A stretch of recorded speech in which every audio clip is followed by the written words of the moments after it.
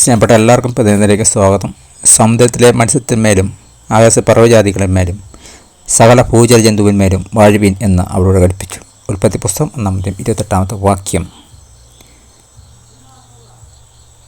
ദൈവം ലോകത്തെ സൃഷ്ടിച്ചപ്പോൾ ഓരോ ജീവിക്കും ജീവിക്കാനും പെരുകാനും കഴിയുന്നൊരു ആവാസ സ്ഥലം അവൻ നൽകി. ഉൽപ്പത്തി 1:20-25 വാക്യം പഠിക്കുമ്പോൾ കാണാനായിട്ട് സാധിക്കും. അവൻ തൻ്റെ പ്രതിച്ഛായ ബാഹ്യരെ സൃഷ്ടിച്ചപ്പോൾ അവർ സമുദ്രത്തിലുള്ള മത്സ്യത്തിന്മേലും ആകാശത്തിൽ പർവ്വജാതിന്മേലും മൃഗങ്ങളുടെ മേലും സർവ്വഭൂമിയിലും ഭൂമിയിൽ എഴയുന്ന എല്ലാ ജാതികളുമേലും വാഴണമെന്ന് ദൈവം ഉദ്ദേശിച്ചു. വാക്യം 26. അവൻ്റെ വിശാലമായ സൃഷ്ടിയെ പരിപാലിക്കാൻ ദൈവം നൽകിയ അധികാരം ഉപയോഗിക്കുന്ന ഉത്തരവാദിത്തമുള്ള കാര്യവിചാരകന്മാരായി അവനെ സേവിപ്പാൻ അവൻ നമ്മെ സഹായിക്കുന്നു. ദൈവത്തിൻ്റെ സൃഷ്ടികൾ നിങ്ങൾ ഏതെല്ലാം വിധത്തിൽ കരുതിയിട്ടുണ്ട്? ഈ ആഴ്ച നിങ്ങൾക്ക് എങ്ങനെ അതിൻ്റെ മികച്ച കാര്യവിചാരകനാകാൻ കഴിയും?